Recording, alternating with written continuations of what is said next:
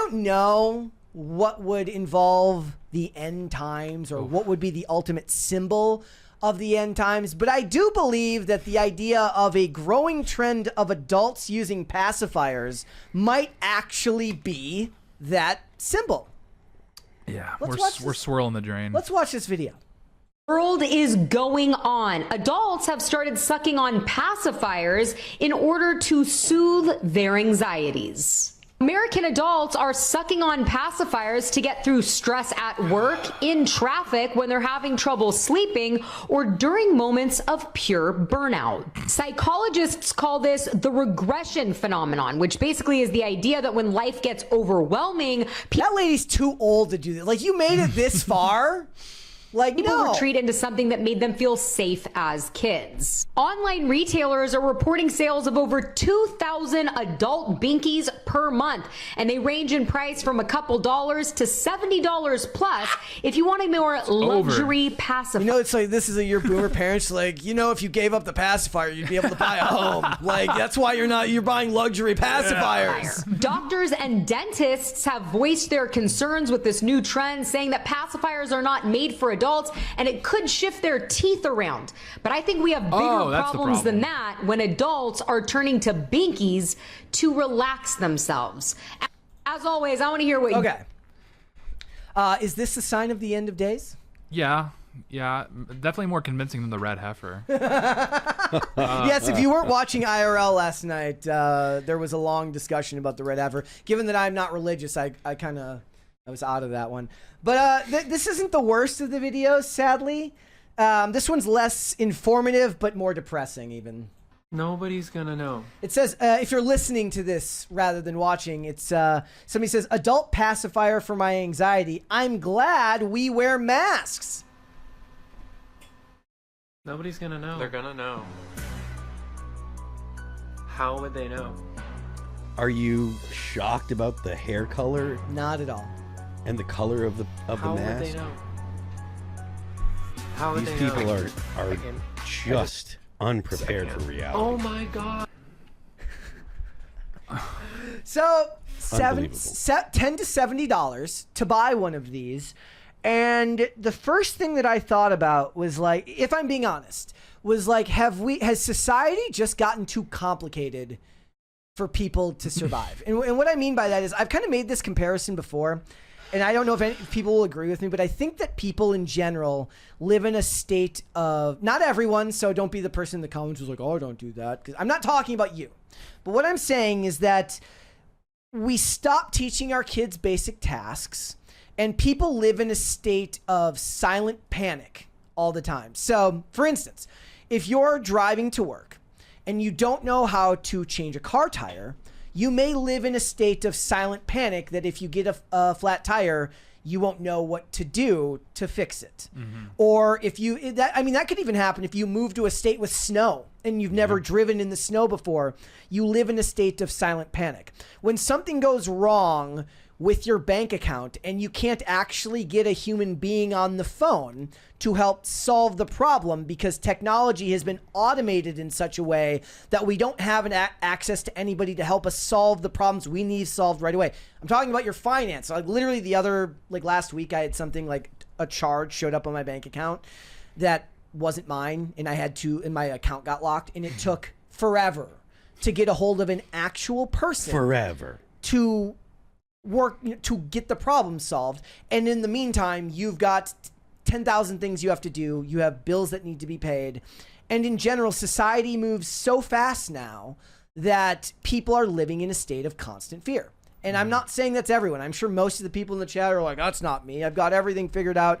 I've got all my shit together. Fine. That's everyone in every chat. Yes. It's never them. But the point is that's very clearly not indicative of everyone in society. Otherwise, we wouldn't see trends like this. Girl, they were saying they were doing it when they were in traffic.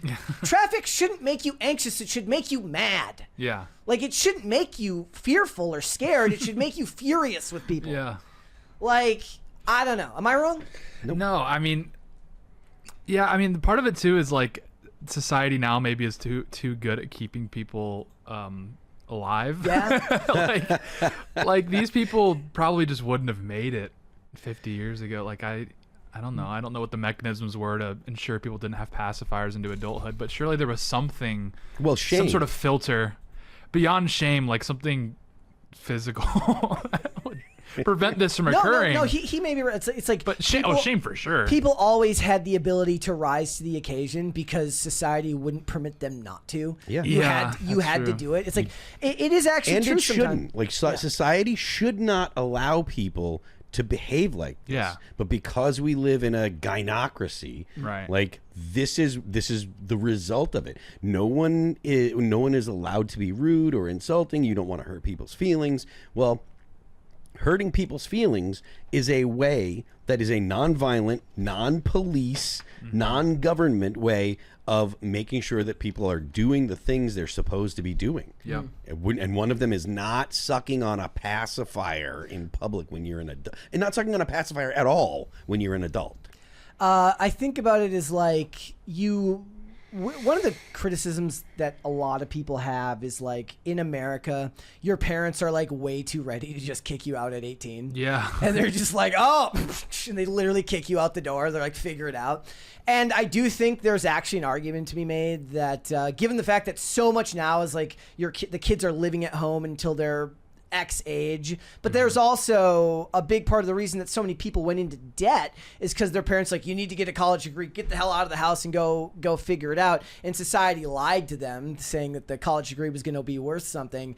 And then they're stuck with mountains of debt, and their parents are more interested in buying another Airbnb than actually helping their kids out. But there has to be a middle ground somewhere because, sometimes you do need to be kind of forced to figure things out for yourself. Otherwise, you're not going to evolve completely into who you can actually prove yourself to be. Mm-hmm. But at the same time, we're talking about people who are, I'm assuming most of these people aren't living at home. They're out on their own. They've got their job, whatever, but they're worried that they're going to be fired from their job and, not be able to make rent and then suddenly be out on their ass.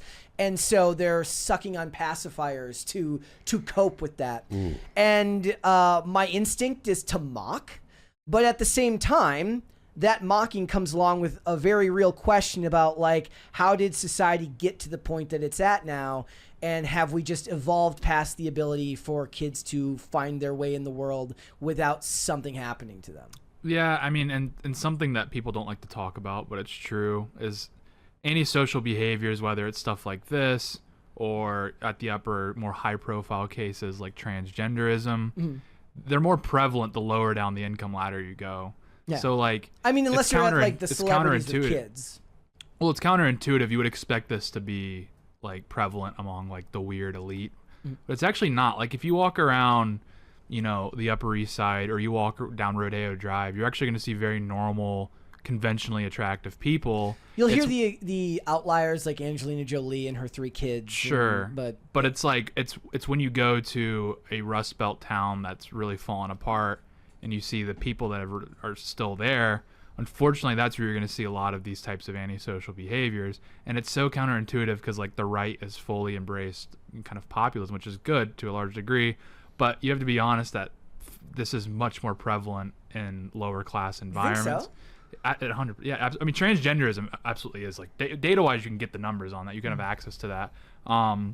You do have the high-profile cases in Hollywood of like, oh, well, there's so many transgender kids in Hollywood, but, like, this is afflicting the lower class in America at trailer parks, these sorts of things. It's unfortunate, but that's the case, and that's why I think that actually will happen in about 5 to 10 years. Is this hyper woke stuff is going to be seen as, like, very white trash kind of thing. What's weird is, like, most people talk about these ideas as they were called luxury beliefs, meaning that they were only something you could afford if you were the rich in society. It's what people deem luxury beliefs for Hollywood, because only ivory tower dorks have the luxury and the time to think about these types of things. And then they got pushed into movies, which oddly, or TV shows, or to influencers and things like that. And then maybe perhaps the idea is that it made its way down to the lower income. It's the opposite, and people will argue with this, but you have to consider if you're arguing against this point, you're probably a working person. You're probably a hard worker, even if you're at the on the lower end of the income scale. So you're only interacting with other people that are working, generally speaking. But I mean, it's just not borne out. It's like there's a lot of these types of people that have pacifiers that work at like Walmart or they work at McDonald's, and you see them when you go to these places. Like if you're in a rural area and you go to a McDonald's drive-through window, oftentimes the person that's going to be at the window is incredibly dysgenic with demonstrating lots of antisocial behaviors. They're probably on a cocktail of pills and these sorts of things, and it's like we're not going to address these issues until we be kind of honest that it's actually afflicting communities that we assume are like this immune from like wokeness, and it's actually kind of the opposite. It's like wokeness actually preys on people that are a bit more helpless the most, and it is what it is. And this is you can see this anecdotally as well. Like I mean, my dad's side, they come from very low income trailer parks. I won't say which state, but and this type of stuff afflicts them pretty extensively. And then when I lived on the Upper East Side, I rarely saw it. Okay. Yeah. So. We get a 20 here from Aaron Hicks. Says, this is for the boys, Brett, Tate, and Phil. Listening to metal and getting into a mosh pit can be beneficial. Yes. That's true. There you go. Yeah, that's true. Yeah, I think you might be right. That's really, really good. Like I guess I always think about these things in the terms of how the content is created around it, which is that it's always been a luxury belief that's been pushed by Hollywood in these industries because it's the type of stories they want to tell because they find it tangentially interesting, and it's different than they think of Middle America as what you think that other people do, which is that they're immune to it, but really it's the opposite. Yeah, and it's like, okay, maybe at the highest ends of creative fields, you'll see like these freaks. That's for certain. But like, just go to conventionally wealthy areas. Like, go to your Cape Cods. Just go to the nicest high school in your town. Like, right, that's the easiest way to do it. If you live in just a mid-sized city, look at the nicest high school in your city. It's going to be filled with liberals, yes. They're going to be like conventionally attractive, put together, probably fit to some degree. And then go to like the low income schools, and that's where you're going to see a lot of this insanity. You're going to see kids with tails coming out of their pants, and men painting their nails, and like just insanity. And it's like, you can argue with this, but it's just anecdotally, and whatever data that does study like LGBT, these sorts of things, it is actually more prolific at lower ends of the income bracket. That's interesting, man. At least among white people. It's a little different with the other races, but certainly among whites that's the case. Thanks for watching. Listen to full episodes of Pop Culture Crisis on Spotify. Keep up with us on social media and make sure you subscribe and ring that bell so you never miss the show. Bye, guys.